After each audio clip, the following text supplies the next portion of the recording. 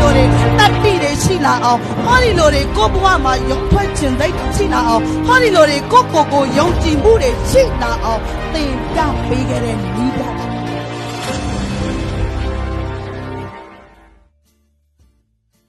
မင်္ဂလာပါရှင်ကျမတော့ဇူလိုင်ဝင်းဖြစ်ပါတယ်ရှင်အရင်ဗီဒီယိုဖိုင်တွေမှာ Success More မှာသင်ယူလေ့လာရမယ့်သင်တန်းတစ်ခုချင်းစီကိုရှာပြပြောပြပေးပြီးဖြစ်ပါတယ်ဒီဗီဒီယိုဖိုင်မှာဆိုလို့ရှိရင်တော့မဆုလိုင်ကပထမဦးဆုံးသင်ယူလေ့လာရမယ့်သင်တန်းအခမ်းအနားအကြောင်းလေးကိုရှင်းပြပေးမှာဖြစ်ပါတယ်အဲ့ဒီသင်တန်းအခမ်းအနားဆိုလို့ရှိရင် Lead Start လို့ခေါ်ပါတယ်ရှင် Lead Start ဆိုတာဟာပထမဦးဆုံးစတင်တာဖြစ်တယ်အဲ့တော့ Success More စီးပွားရေးကိုဝင်ရောက်လေ့လာခြင်းတဲ့သူတွေကဒီ Lead Start ဆိုတဲ့အခမ်းအနားမှာသင်ယူရမှာဖြစ်ပါတယ်တချို့သောသူတွေက Success More အကြောင်းကိုသင်ယူခြင်းလေ့လာခြင်းနဲ့ဒါပေမဲ့အနှုတ်လက္ခဏာတွေနဲ့ပြောတဲ့ Facebook တွေ online တွေအဲ့ဒီနေရာတွေမှာသွားပြီးတော့မှကြည့်တယ်အဲ့ဒီချိန်မှာတချို့ကမှန်ကန်တဲ့ပုံစံတွေနဲ့ပြောပြထားတာတွေရှိတယ်မမှန်ကန်တဲ့လမ်းကြောင်းတွေနဲ့ရှင်းပြထားတာတွေလည်းရှိတယ်เนาะစင်တူယုံပါအတုအပတွေလည်းရှိတယ်ရှင်ဒီတော့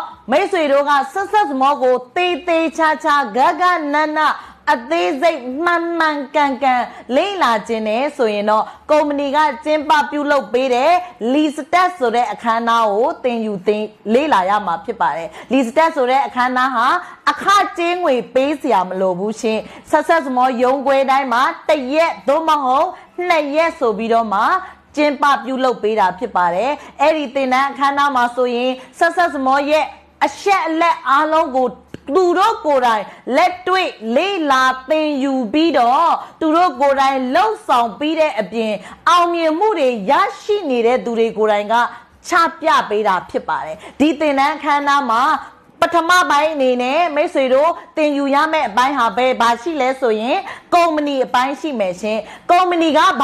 ဘယ်လိုမျိုးအချက်လက်တွေကိုသင်ယူပေးတာလဲသင်ပြပေးတာလဲဆိုရင်ကုမ္ပဏီကဆိုကုမ္ပဏီပိုင်ရှင်ရဲ့အကြောင်းကုမ္ပဏီပိုင်ရှင်ဟာဒီကုမ္ပဏီကိုဘာကြောင့်တည်ထောင်ထားတာလဲဘယ်လိုရည်ရွယ်ချက်တွေနဲ့တည်ထောင်ထားတာလဲဆိုပြီးတော့မှပြောပြပေးသွားမှာဖြစ်တယ်ပြီးရင်လဲကုမ္ပဏီကိုတည်ထောင်ထားတဲ့သက်တမ်းနော်ကုမ္ပဏီရဲ့တည်ဆောက်ထားပုံရုံးခွဲတွေဘယ်နှရုံးရှိသလဲဘယ်နှနိုင်ငံတွေရှိသလဲဆိုတာကိုအဲ့ဒီ Lead Start အခမ်းအနားမှာတစ်နေ့တစ်ချိန်တည်းနဲ့အသေးစိတ်သိပါနိုင်မှာဖြစ်ပါတယ်ရှင်နော်ပြီးရင်ကုမ္ပဏီရဲ့ထုတ်ကုန်ပစ္စည်းအကြောင်းထုတ်ကုန်ပစ္စည်းတွေကဆိုရင်ဘလို့တွေကောင်းတာလဲဈေးကွက်ထဲမှာဘလို့ထိုးဖောက်နိုင်တာလဲကုမ္ပဏီရဲ့ထုတ်ကုန်ပစ္စည်းတွေဟာဘလောက်ထိအရေးသွေးကောင်းပြီးတော့စားသုံးသူတွေအနေနဲ့ဘလောက်ထိကြိုက်နှစ်သက်တယ်လဲဆိုတာကိုပြောပြပေးသွားမှာဖြစ်တယ်အဲ့ဒီထုတ်ကုန်ပစ္စည်းတွေနဲ့စီးပွားရေးထိုးဖောက်နိုင်ဖို့လမ်းစဉ်တွေဘလို့ပုံစံမျိုးတွေရှိသလဲဆိုတာကိုလည်း